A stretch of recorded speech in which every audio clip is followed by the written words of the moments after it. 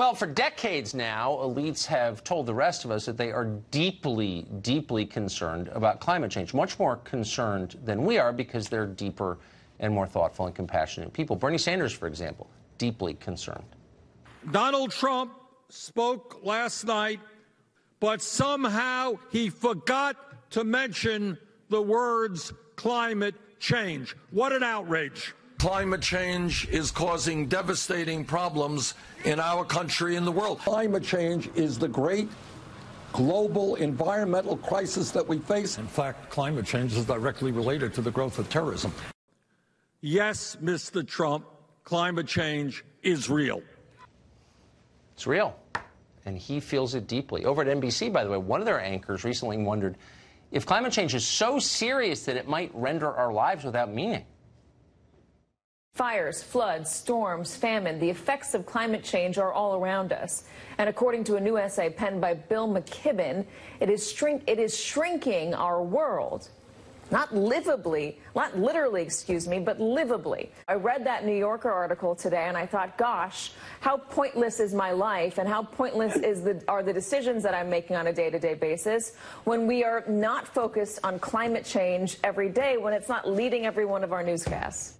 Yeah. In other words, if it's not about climate change, it doesn't really matter. So let's take this seriously just for a second. Why not? They're always telling us, let's take what they say at face value. They care deeply about climate change.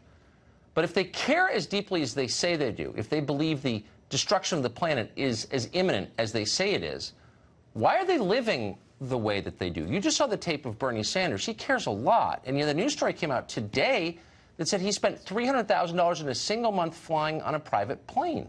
Huh. How could he do that? How could any of them own second homes if they really believe climate change is real? How are they using a car service when they could use mass transit? Why aren't they all vegans? Why aren't they living what they say they believe? They're not.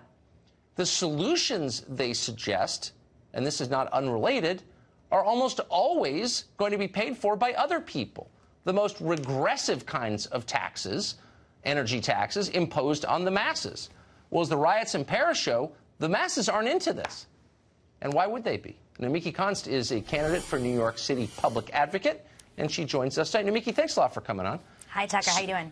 I'm great. But I'm a little bit confused. So mostly debates about climate change are one person saying it's real, and the other one's like, we don't really have all the evidence. Granted, I grant everything you say about climate change. I'm just for the sake of this conversation. Thank you. That's a start. Yeah, well, okay. You admit it. But if you really believe what you're saying, and if Bernie Sanders really believes what he's saying, why is he flying on private planes? I mean, it's a sincere question. So let's not get distracted from the real issue here. No. I'm not going to let you off that easily. Why is it not a real issue? If climate change, as Katie Curtis told us, is really the only issue that matters, then why aren't we living like it's the only issue that matters? Because it really comes down to the industry. If the industry wants to make planes that exist off of renewable energy rather than oil and gas, then we will all be able to live on this planet. It starts at the industry level, not the consumer. You know, it's really not fair to put the tax on the individual. It's not fair for someone who's telling us the planet's being destroyed to live in a way that suggests that he actually believes the planet's being destroyed. So I honestly, I really don't get it. So if you're Al Gore and you say, nothing is more important than climate change, I'm a better person than you are because I care more than you. By the way, I have one of the largest houses in Nashville, and I fly private, and I take a Suburban to the private airport, to the FBO. Why should I be okay? I mean, sincerely, why is that okay? That is not going to individual choices are not going to solve the disaster that we are facing. We already have a migration issue. We already have flooding. We already have hurricanes that have hit Puerto Rico, have hit New Orleans, have hit Florida, and have displaced so many working people. This is an industry change. We have to cap emissions globally. But hold on. And if we don't cap emissions with big industries and policy, then those individual choices mean nothing. Okay, well, first of all, hold on. First of all, individual choices always mean something. In a libertarian's fantasy world, sure. I'm not a libertarian, and I'm not living in a fantasy world. In real life, individual choices matter, or else what's the point of any of this, okay? So it does start with, liberals used to say it starts with one person. I guess they don't anymore because they don't want to be held to their own standards. But the solutions are always like, ordinary working people ought to pay higher gas taxes. It's not the solution at all. And actually, we are against that. Progressives versus the neoliberals and neocons, progressives understand that this needs to be a huge policy change. With the place where we are right now, if we increase the temperature 1 degree, you and I won't be living in D.C. and New York anymore. Okay, but we hold will be on. displaced. No, I want to talk about the public policy. Money. Okay, yes, I want to talk about the public policy solutions that will flow from the predictions that you're making. Is there any solution you've ever heard of that doesn't increase the price of energy? I've never heard of one. Well, okay, so if you're going to be focused on the price of energy, we're not going to have a planet in 10 years. Hold on. We have to talk about changing... Wait, hold on. I thought you cared. I thought you cared about working people. We're going down a rabbit hole. I want to talk about the solutions. A solution would be a Green New Deal, moving to 100% renewable energy, forcing the companies that are jacking up the prices on working people to actually reduce their emissions so that working people aren't displaced, so working people don't have to pay the cost of hurricane damage and have clean water, and the water is not being privatized. Volume is not the same as an argument, okay? So just really simple question. You don't like opinionated women, do you?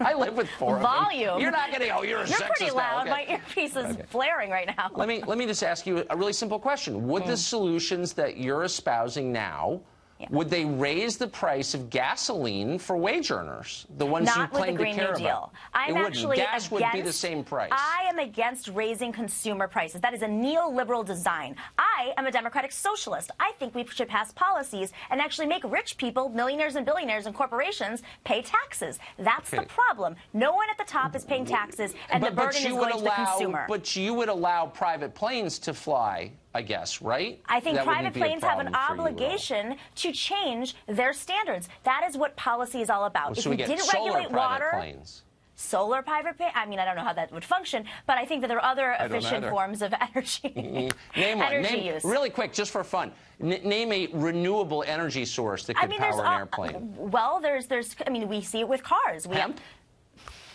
No, I'm seriously. You could charge. I mean, there are.